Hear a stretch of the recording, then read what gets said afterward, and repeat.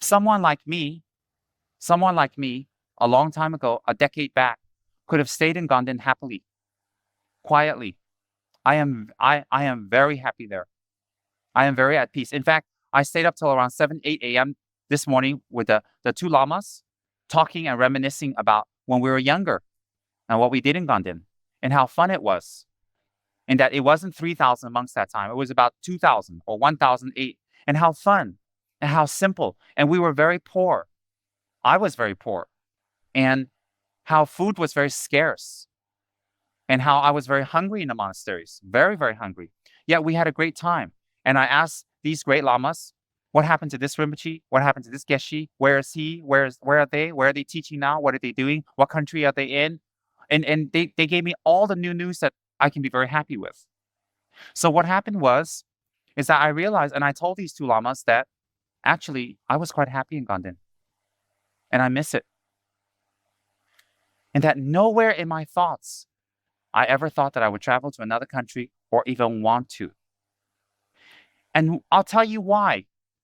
The struggles, the work, the effort, the amount of time and energy to put into just one single person in another country to make them do even simply their sadhanas. I know all of that before. Do you know how I know that? Because I lived in the US with a great Dharma king, Geshe Tsurim Gyatsen, for many years. And I lived with another Dharma king, the great Kensur Losam Tachin Rinpoche of Sarah. And I saw the effort and the work that they have to put in. And I said to myself, I will never do that. Do you know why? It looks like too much work. To find sponsors and make them happy, to find committee and make them do their work, and to beg people to volunteer, and to talk and make people happy constantly, and then teach the Dharma and keep that balance. It's like walking on a tightrope all the time. And I saw my lamas do that. And I said, I don't want to. Whatever the reason, selfish, whatever, whatever labels I want to put on it. I know what labels should go on it, but I didn't want to. And when I got to Gondon, it was very happy. I did my tok offerings. I did my pujas. I did a lot of retreats. I would see Kushakati Rinpoche on my window behind me in my small room, walking back and forth, happy, and with his monk friends, going to class, all that stuff. I remember he was a little chicken that time. And so what happens was, I was so happy in Gondon. It was so nice. And when I finally, 5, 6 years later, was able to build a house, my father built the first floor for me. And Malaysian sponsors helped to build the second floor. I was so happy. And many of you have visited my house. It's so quiet. It's so peaceful. A big garden with flowers, cooling, and the monks chanting. And I did absolutely nothing. Nothing. I sat in my room and ate. I had my own cook and assistants. I had 3, 4 people massaging me. And I get whatever food I want, Tibetan food, which I love. And I don't have to make any effort. I don't have to wash my clothes or nothing. It was so nice. And I had such a good time. And the minute one of the high lamas destroyed my reality and destroyed my happiness and totally took it all away, they told me to go to Malaysia. And I will tell you, and I'm not trying to be dramatic, my whole world fell down. Because I said, oh no, what am I going to find there? What am I going to expect? How will they act? And those people, do they know the Dharma or not? And I have to go there all by myself with no one. And I'm going to have to do everything from grassroots level up. And I just said, no, I don't want to. I absolutely, and I'm not joking. I'm not trying to make drama. I'm telling you the wholesome, 100% truth. I don't want to. And I was scared, and I was depressed, and I was angry, and I was unhappy, and I was crying, and I was for weeks. And even the high-speed, super express preparation I was given to come to Malaysia the first time, it was so stressful because although my Tibetan reading and writing is not much better now, it was horrible that time. And I was so frustrated. And there was not many people there who could translate into English. And I made Kensur Rinpoche suffer because Kensur Rinpoche had to repeat the thing, each text, word by word, where I would write it into phoneticized English. So you imagine long initiation texts, word by word. Rinpoche had to read it one by one, and I'd write it. And then we'd go back, and then we do it again. And that's just part of it. And then I had to go for crash course on rituals. Crash course. And then the rituals, how to do the mudras, the visualizations, etc., etc. And then preparing the items that I needed. And then trying to communicate with the monks and trying to communicate with the people what I needed to bring it together. It was a nightmare. I will not glamorize and say, oh, wonderful, I went through that and I purified my car. I'm not going to glamorize. I'm going to tell you the truth. It was a nightmare. And when I was coming, I was actually shaking from fear, from anger, from not wanting to leave behind what I've worked so hard for. You have to understand, I ran away 3 times in order to go and do Dharma practice in America. And I finally got to Ganden after very kind people sponsored my trip. And then when I get to Ganden, just think, everything is set. I have my guru living upstairs. I have all the initiations I need. I have my students in the house. And I've got my recognition status, so I don't have to do any work. And I finally got some sponsors. And I'm comfortable. I don't have to work in the fields. And then the police there have left me alone. They have stopped harassing me about my visa and Mungod.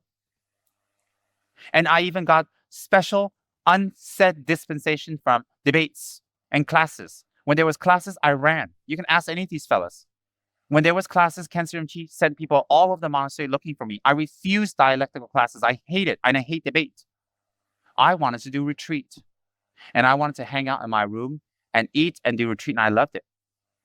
I even thought about going up to Mother Teresa's organization for 1 month to 2 months out of the year to do service work. I like that. I like helping the poor with respect. And so when I wasn't allowed to do that, I did it in Ganden, I did it in Mungod, I did it with the villages, finding help for the poor, many, many ways. And so my point is, when I was told that I have to go to another country to raise funds, and I saw in the monastery, there are much more qualified people than me. I mean, much more. I'm not even near qualification at that time. It just destroyed everything. And I was very angry and unhappy for a long time. I resented going abroad and doing work. And do you know what happens now? I look back at all of this and I say to myself, why? Why do my lamas do this to me? That's what I like to accuse. Of course, it's always other people. Why do they tell me that if I stay in the monastery happy, that I'm selfish? Why does my Dharma protector tell me if you stay in the monastery or you stay in retreat, it's not as good as if you go out and teach and help the Sangha? Why does he say that to me? Why does he say that to everybody? Why does all my lamas tell me that I'm just sitting home doing nothing, that I should do more to benefit others? Why? I'm already doing a lot of work in Mungod to help the poor. I'm sponsoring 300 plus monks, 250, and the villages and the villagers and the hospitals and the schools. I'm already doing that. Why am I still being told I'm doing nothing? Because I realized that my lamas was telling me that what I was doing was very little and it was effortless. That the real work I was avoiding. So what little I can do, I was doing. But you see, I'm not doing it because I'm giving it all my best. What little I'm doing is very little. And therefore effortless, it's as if I am doing nothing. That I was avoiding the real fear. I was avoiding the real me. And that was to actually give up my comfort in Ganden. And that was very scary. Very, very scary. And when I talked to these 2 lamas last night, the thoughts came up again very clearly. How I missed Ganden very much and my life there. And what I had and what was going on there. And that I can never get that back. Now, there is no turning back anymore. There is no me going back to Ganden and laying there and doing nothing. I can build another house there easily. I've got land. There's no going back anymore. That if I go back, many people here will be disappointed. And that I can make up all types of excuses and all types of beautiful words, and I can quote beautiful Dharma verses to justify, inverted commas, of me going back and not doing anything. And there will be a few freaks in the audience who would actually believe it. But there'll be advanced practitioners or smart people who will say, no, it is just a justification. So there is no turning back for me. And on top of that, there's only to move forward. And I know to move forward cannot stay like this. The center must expand. And to bring people to the center, I must think of new, innovative, exciting, never done before ways to bring people to the Dharma. And hence the outlets, individuals, temples, island temples hanging out in the most decadent part of town and in shopping malls. We're an island among samsara in every place that we've manifested. And we're going to open up more shops in decadent, low-class, horrible samsara places. And it's going to be islands of peace and dharma and tsongkhapa and ganden. And that these places will draw people to the center. And when they draw people to the center, more energy, more prayers, more love, more aspirations will open up for the center to expand even more. And when the center expands, it will expand into a retreat center. And that retreat center will open somewhere beautiful and cool with trees for some of us to retire there.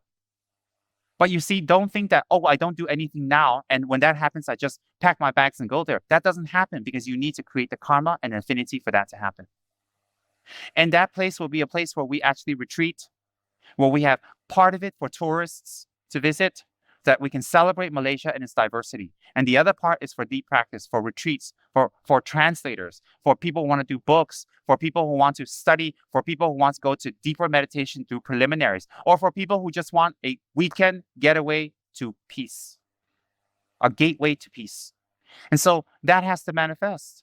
And when that manifests, it will give a whole vision to many people, that these people do work hard.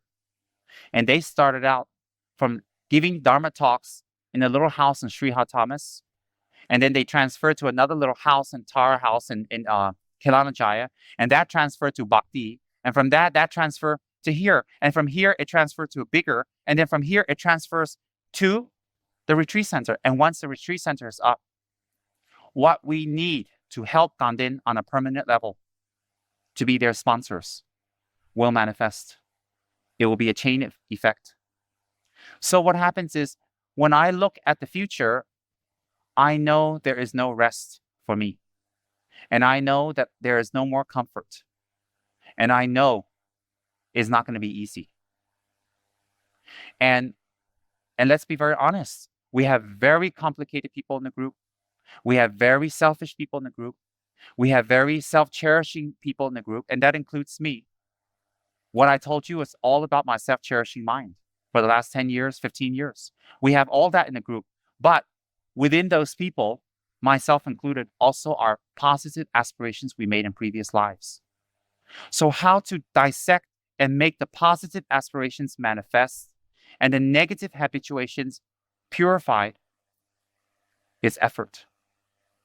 It's pure and simple human effort. There's no other magic. It's effort. And along the way, we're not always going to be, wow, I'm all dharmic and I'm all bodhicitta and I want to dedicate. Along the way, we're going to want to punch people. We're going to want to kick people. We're going to want to be bitchy to people. We're going to want to not show up for meetings and prayers to get people back.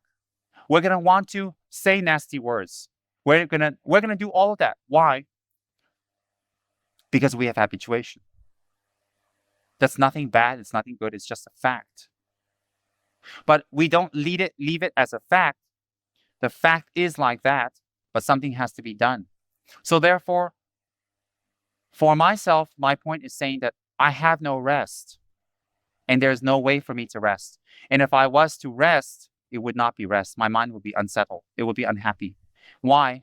Because I know that there's something better than what I'm doing. That is for sure.